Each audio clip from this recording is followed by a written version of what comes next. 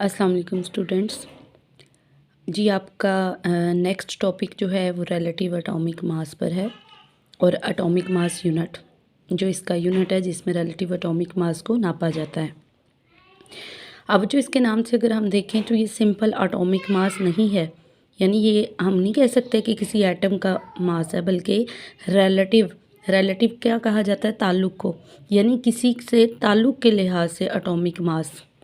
तो असल में बच्चों ऐसा है कि कोई भी एटम इतना छोटा है कि हम उसको सिंपल किसी भी आले को इस्तेमाल करते हुए उसका मास नहीं माप सकते।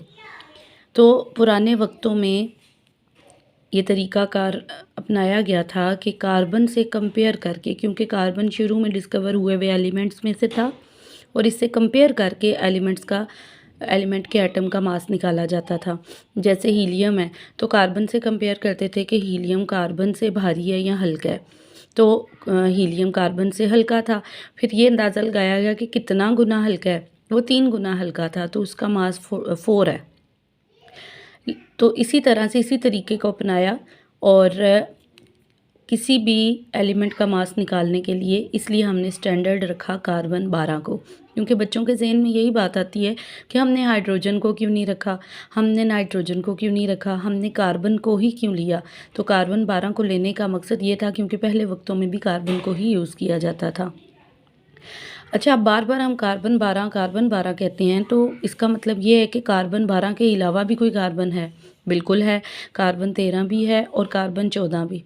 कार्बन 13 और 14 कार्बन के आइसोटोप्स हैं। समझें कि वो कार्बन की बहनें हैं, ठीक है, जिनके अंदर एक्स्ट्रा न्यूट्रॉन्स हैं कार्बन 12 से, ठीक है। तो इंशाल्लाह आइसोटोप का हम डिटेल में चैप्टर पढ़ेंगे, टॉपिक पढ़ेंगे तो और अच्छी तरह क्लियर हो जाएगा कि ये एक ही एलिमेंट के एटम्स होते हैं जिनका एटॉमिक नंबर तो एक जैसा ही होता है, लेकिन एटॉमिक मास जो होता है वो डिफरेंट होता है। तो आप ये समझ लें कि हमने कार्बन 12 को यूज़ करना है क्योंकि ये नेचर में इसकी परसेंटेज सबसे ज़्यादा है, कार्बन 13 और 14 को नहीं करना। अब नेक्स्ट आगे हमारे पास आ जाता है how do we compare any atom with carbon 12। Comparison कैसे करना है? तो बच्चों ये देखें, ये हमारे पास छोटू सा तराजू है, तो इसमें हमने क्या किया कि कार्बन 12 को एक साइड पे रखा और दूसरी तरफ हमने उसके किए 12 टुकड़े, क्योंकि कार्बन 12 है तो जब हम उसके 12 टुकड़े करेंगे तो ये टोटल 12 बॉल्स हैं एक किस्म के। तो हर एक, यानी ये देख लें या ये देख लें, दोनों बराबर है वज़न में, तो इसमें से हर एक की वैल्यू क्या होगी? 1, क्योंकि ये टोटल 12 है ना, इसके 12 हिस्से कर दिए जाएं तो अब 1 2 3 4 5 6 7 8 9 10 11 12, तो इसमें से हर एक को हम 1 गिनेंगे, 12 नहीं गिनेंगे।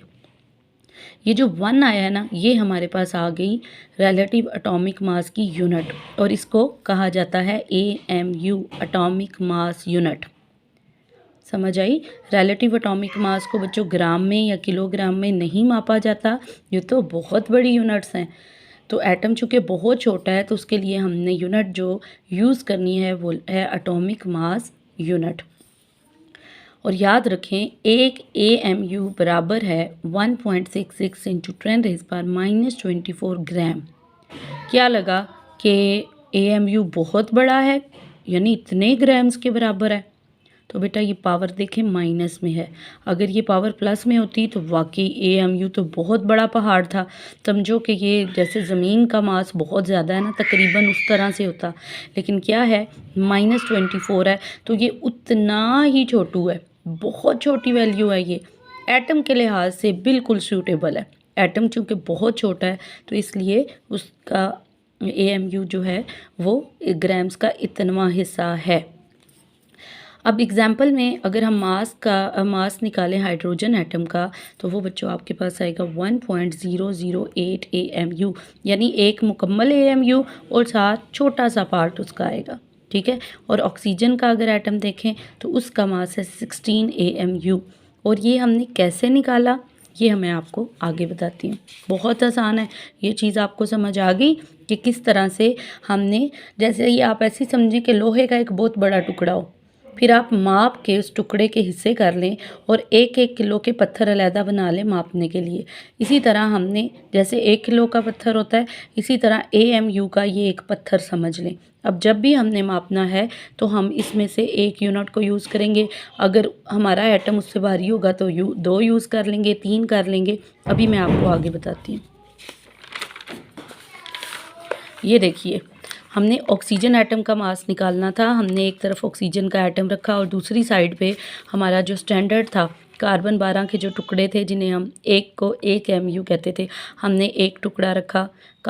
ऑक्सीजन का एटम भारी था, फिर हमने 2 रखे, 3 रखे, 4 रखे, 5, 6, 7, 8, 9, 10। अभी भी ये साइड भारी थी। जैसे आप कोई भी चीज़ तोलते हो ना, इसी तरह से इसको तोला गया। तो जब 15 AMUs हमने इसमें रख दिए तब ये तकरीबन बराबर हुआ, और जैसे ही हमने ये ऊपर वाला 16 AMU रखा तो ये बराबर हो गए। तो हमें पता चला कि ऑक्सीजन का मास कितना है, 16 AMU, सिंपल। और जब हमने हाइड्रोजन को इसी तरीके से मापना चाहा तो हमने हाइड्रोजन के अपोजिट AMU के वो जो छोटे हमारे स्टैंडर्ड पत्थर थे, ये मैं आपको बिल्कुल आसान लफ्ज़ों में कह रही हूँ, तो वो हमने रखा तो ये तकरीबन बराबर हो गए थे। तो इसलिए ये हाइड्रोजन का मास 1 या 1.008 AMU लिया जाता है। दोबारा से रिवाइज़ करें, रिलेटिव एटॉमिक मास किसी भी एलिमेंट के एटम का वो मास होता है जो हम कार्बन 12 से कंपेयर करते हैं। लेकिन कार्बन 12 से किस तरह कंपेयर करते हैं? कार्बन 12 के 12वें हिस्से से। कार्बन 12 के 12वें हिस्से से क्या मतलब? क्योंकि हमने 12 हिस्से किए और उसमें से एक जो हिस्सा था उसको यूज़ करना है हमने जब भी किसी का मास मालूम करना है। ठीक है, वो लेंगे हम एक ही, लेकिन उसकी मिकदार बढ़ाई जा सकती है according to mass of atom. Is that clear? और आपने इस वीडियो को लाइक करना है, शेयर करना है और चैनल को सब्सक्राइब भी करना है, सजेशंस भी देने हैं, और जो टॉपिक आप ख़ुद से समझना चाहते हैं आप मुझे वो भी बता सकते हैं। Thank you so much.